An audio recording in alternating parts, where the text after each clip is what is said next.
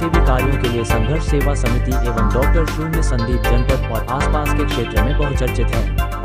एक समाजसेवी होने के साथ साथ डॉक्टर संदीप आदिवासी सहरिया समुदाय के संरक्षक भी हैं, जिस कारण कई आदिवासी परिवार सहायता हेतु संघर्ष सेवा समिति कार्यालय पहुंचते हैं। मां शबरी सहरिया आदिवासी समिति के अध्यक्ष गोपाल सहरिया के सहयोग से सहरिया समुदाय की महिलाएं संघर्ष सेवा समिति कार्यालय पहुंची, जहां उन्होंने भोजन सामग्री संबंधित समस्या डॉक्टर संदीप के समक्ष रखी।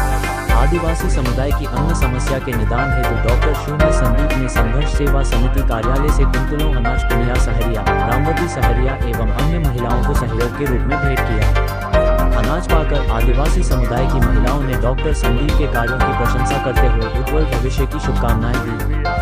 इस अवसर पर डॉक्टर संदीप ने कहा, अन्नदान महादान की श्रेणी में आता है। हमारी संस्कृति में इसे सबसे पवित्र और पुण्य कार्यों में से एक माना जाता है।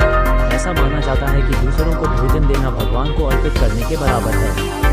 वर्तमान सरकार प्रतिमाह गरीब परिवारों को राशन सामग्री प्रदान करती है, लेकिन कई परिवार जानकारी एवं आवश्यक कागजों के अभाव में इस सुविधा से वंचित रह जाते हैं। असहाय और पीड़ितों का सहयोग करना हम सभी का कर्तव्य है। मैं जनपद के समाजसेवियों, धनाढ्य परिवारों और व्यापारियों से अनुरोध करता हूं, अपनी क्षमतानुसार असहाय और पीड़ितों की सहायता अवश्य करें। इस अवसर पर महेंद्र रायकवार, सुमन वर्मा, अनीता सिंह, मीना मसीह, सूरज वर्मा, रमेंद्र सिंह, संदीप नामदेव, कमल मेहता, रिजवान, अरुण पांचाल, ए.के. कनौजिया, भूपेंद्र यादव, शादब खान, धर्मेंद्र, गोपाल सहरिया, दीक्षा साहू, सुशांत गुप्ता, राजू सेन आदि उपस्थित रहे।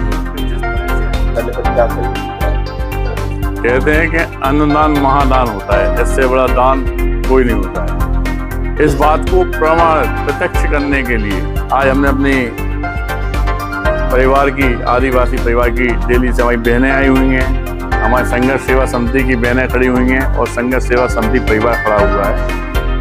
आज कोई भी आदमी जब तक हमें तब तक बुंदेलखंड के अंदर भूखा नहीं सोएगा।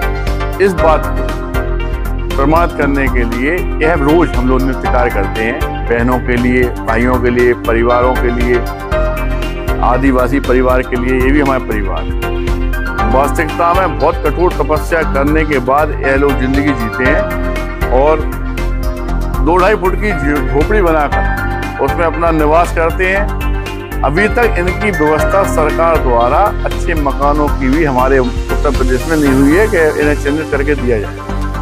लेकिन ये बहनें, ये परिवार हमारा भूखे पेट ना सोए, इसके लिए आज संघर्ष सेवा समिति से गेहूं वितरण किया जा रहा है, जिसमें हमारी बहनें आई हुई हैं, हमारा परिवार आया हुआ है। और यही बात हम पूरे बुंदेलखंड और झांसी के लोगों से कहना भी चाहते हैं कि जिस तरह से हम लोग संघर्ष सेवा समिति के परिवार दिन रात सेवा में लगे हुए हैं, इसी तरह आपसे भी यह निवेदन है कि कम से कम यार महीने में, दिन में नहीं कर सकते तो महीने में एक आध आदमी के लिए ऐसा जरूर कीजिए, जिससे यह बात हर आदमी के दिमाग और दिल में लागू हो जाए कि हम जितना कमा रहे हैं उसका कुछ अंश भाग, कुछ जिंदगी में हमें करना ही है, क्योंकि यह सब परिवार भी हमारे अपने परिवार है। ये तो माता रानी की कृपा है कि हम लोग अच्छे कुल में जन्म लिए, अच्छी व्यवस्थाओं के बीच में लिए।